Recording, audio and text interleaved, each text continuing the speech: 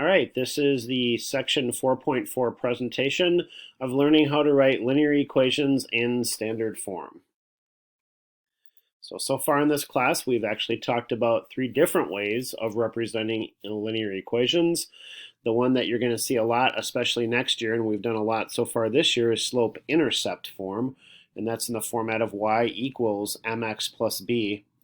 And then really on the previous week or so, you've been really focusing on point-slope form. So learning how to write an equation in point-slope form. And now this week, you're going to be focusing on writing equations in standard form, which is in the form of ax plus by equals c. And you might be asking yourself, like, why would I have to know or do so many different formats of writing lines? And I guess standard form's got one big advantage to it, but first of all, having different ways of doing things is kind of the way we are in our country. People do things different ways, and each person kind of finds their own unique way and style. And this is just another way for you to represent linear equations, and maybe you'll like this one best.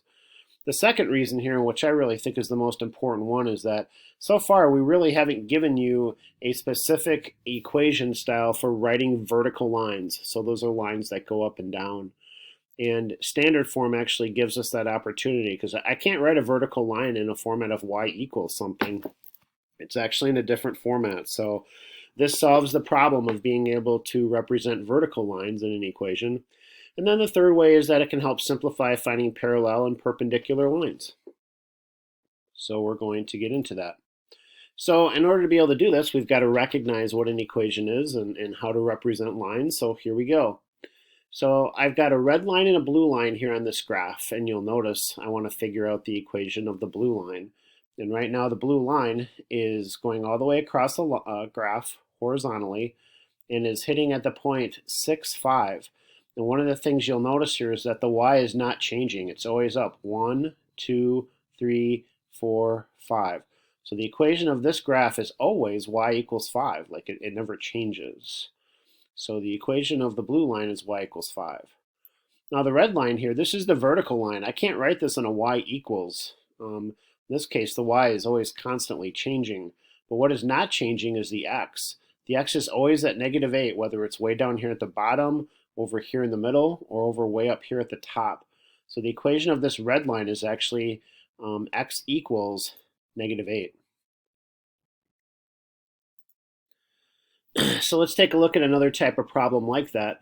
Write the equations of the horizontal and vertical lines through the point -6, -2. So what I'll first do is I'll actually graph this point. So I'm going to go over -6. So 1, 2, 3, 4, 5, 6. And I'm going to go down 2. Okay. So the horizontal line is going to be the line that's going across. And in this case, the y is never changing. The y is always -2. So the equation of this is y equals -2. And then the vertical line is going all the way up and down. And in this case, the vertical x is always at -6 no matter where this graph is at. So in this case, then the equation is x equals -6. So write two equations. So this type of style problem I expect you to be able to do is write two equations in standard form that are equivalent to -4x plus 6y equals 8. This is super easy. All you've got to do is and you might even have a choice. Pick whatever number you want to multiply every term by, and that's going to create an equivalent equation. So in this case, what you notice here is I said multiply each term by 3. So we're just going to use 3, okay? This random thing. So I'm going to take 3 times -4 to get -12. I'm going to take 3 times 6 to get 18. I'm going to take 3 times 8 to get 24. So I just take 3 times every single one of these terms here. And 3 times -4x is -12x. 3 times 6y is 18y. And 3 times 8 is 24. So there's our answer. Using the same equation, let's find a different one. Well, let's take each one now and multiply it times 2. So I'll take 2 times -4x. 2 times 6y, 2 times 8. That's going to look like that. So 2 times -4x is -8x. 2 times 6 y is 12y, and 2 times 8 is 16. All right, we can move on to the next one. In this case, same equation, but let's divide. So we multiplied in the last two. Why don't we just divide on this one? So we just divide every term by 2. So take negative 4x, divide it by 2. Take 6y, divide it by 2. Take 8, divide it by 2. So negative 4x divided by 2 is negative 2x. Negative 6 divided by 2, 6y divided by 2 is 3y. And 8 divided by 2 is 4. So there's our new equation right here, and just dividing instead of multiplying. Right, so another one here. So I've got 3x minus y equals 3. We could multiply each term by 5. So 3 times 5, or 3x times 5 is 15x. Negative y times 5 is minus 5y, and 3 times 5 is 15. And we could take each one and multiply by 10. So this would be 30x minus 10y equals 30. And that's how we do something like that. All right, so let's get into, I guess, the more fun, challenging problem. So write an equation in standard form of a line going through the point 4, 5 with the given slope m of 3. Now, before we've been writing equations in y equals mx plus b format, where you've just taken the y at 5 and the m at 3 and the x at 4 and filling it out. But that doesn't give us a result that's in standard form. So you could do it that way and then convert it to standard form. But we're going to try it now because we've been working with point slope for the last week or so. We're going to use this. So we're going to put it into point slope form. So my y is 5, so this becomes y minus 5. My slope m is 3, so 3 goes here. And then my x is 4, so it's become x minus 4. And now I'm going to multiply this part here because I'm going to distribute that so I can put it into standard form. So the y minus 5 stays by itself. 3 times x is 3x. 3 times negative 4 is negative 12. So that's what we're going to get there. And ax plus by equals c format. So the x and the y are on the left, and the number is on the right. Okay.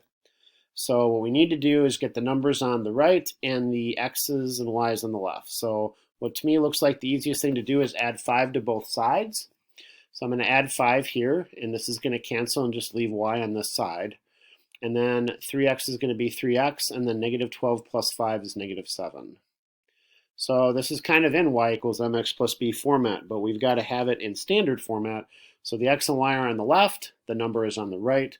So I'm going to subtract 3x, and I'm going to move it over to the left-hand side of the page, or left-hand side of the equation. So y minus 3x, these can't be combined, okay? They're different terms, so they have to stay different.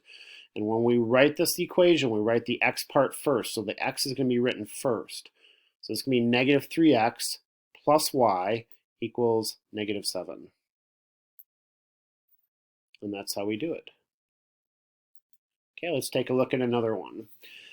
So write an equation in standard form through the point negative 2, 3 with a given slope of negative 2. So my y becomes 3, so that goes into this part of the equation. My slope of negative 2 goes here.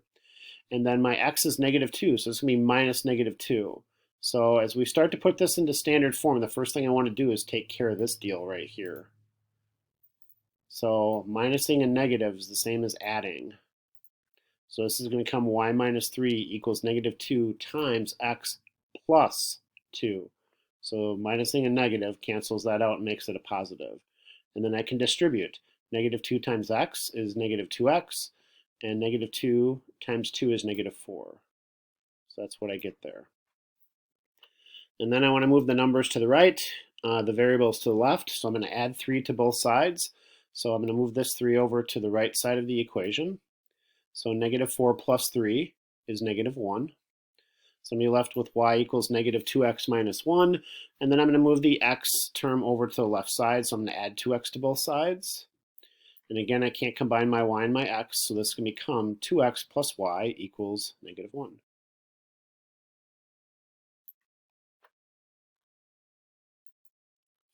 Okay, so here's what we're looking at. Your assignment for Monday, I want you to do page 254, 1 through 3, and 23. Don't send that to me. Hold on to that for a moment. And then on Tuesday, do page 254, problems 5 through 8 and 24. When you have both of those done, then you can send them to me in an assignment. And then Wednesday, I want you to do on the same page 254, 9, 10, 12, and 25. And then on Thursday, do questions 11, 13, 14, and 26. And then on Friday, I want you to do the quiz part of 1 through 3. And that completes the presentation on writing equations in standard form. I hope you found this helpful.